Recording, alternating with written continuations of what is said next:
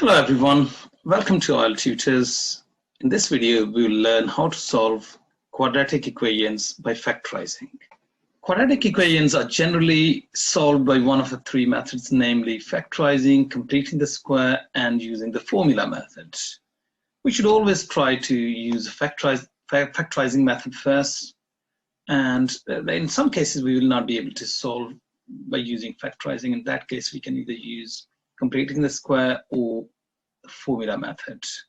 We should also be familiar with some of the key terms during this video, for example, quadratic equation, factorizing, factors and multiples. Let's start from question number 1. It says solve the equation for the values of x by using factorizing method, and the equation is x squared plus 11x plus 30. To solve equation by factorizing method, what we need to do is we actually need to think of two numbers that multiply to the constant value there, and the same two numbers should add up to the coefficient of the middle term. Right, and if I like for this one here, we have to actually think of all of the factor pairs that go into 30. For example, 1 and 30, 2 and 15, 3 and 10, 5 and 6. And looking at these factors, I can see that 5 and 6 do multiply to 30. Oh, in fact, all of these multiply to 30, but 5 and 6 actually add up to 11. Right, so once we've done this, half of the problem is resolved already. We just need to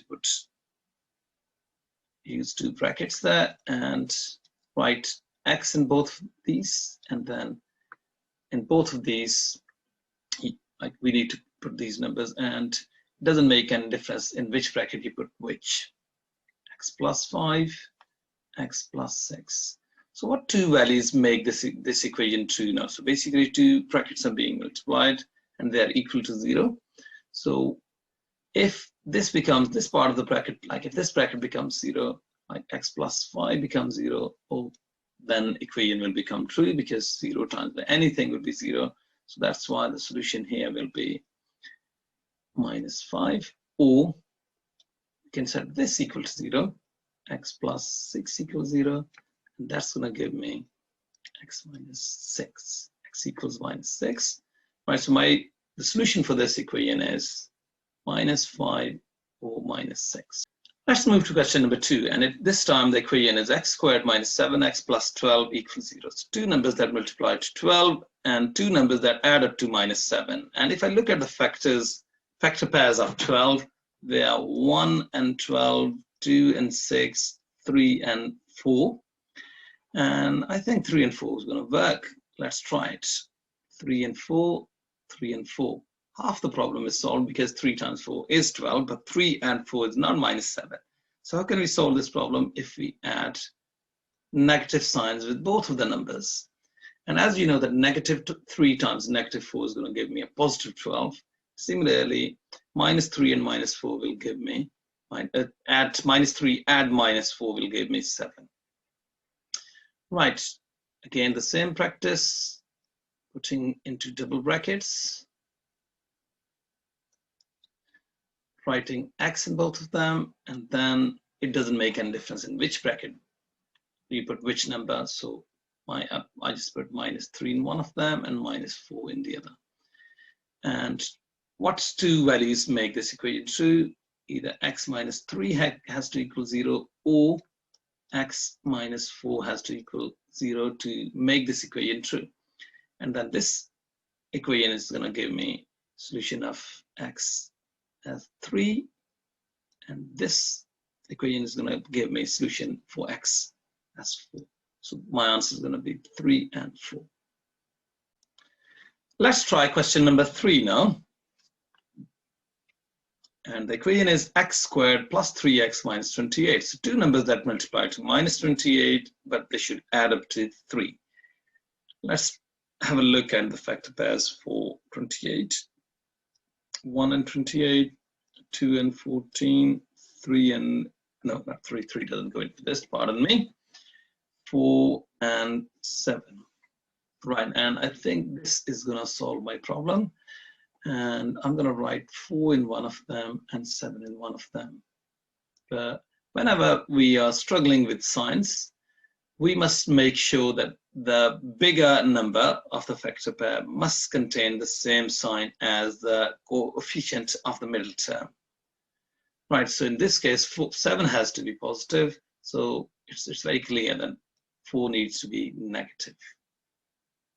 Main problem is resolved again, and again, same practice of putting into double bracket, writing x in both of them, and in one of them I'm going to write -4, and one of them I'm going to write +7. Right, and to solve this, it's very easy. Either x -4 has to equal 0 to make the equation true, or x +7 has to equal 0 to make the equation true. So one of the solutions is going to be +4, or x has to be equal -7. So 4 -7 are the two solutions. Heading towards question number 4, x squared plus 14x minus 72 equals 0. So we need to look at the factor pairs of 72, 1 and 72, 2 and 36, 3 and 24, 4 and 18, 6 and 12, 8 and 9. Quite a few factor pairs. I wasn't expecting this many. Right, so which of these will solve our problem? I would think 14 and, sorry, but not 14, 4 and 18. So 4 and 18, 4 and 18. Right, again, there are negative numbers involved.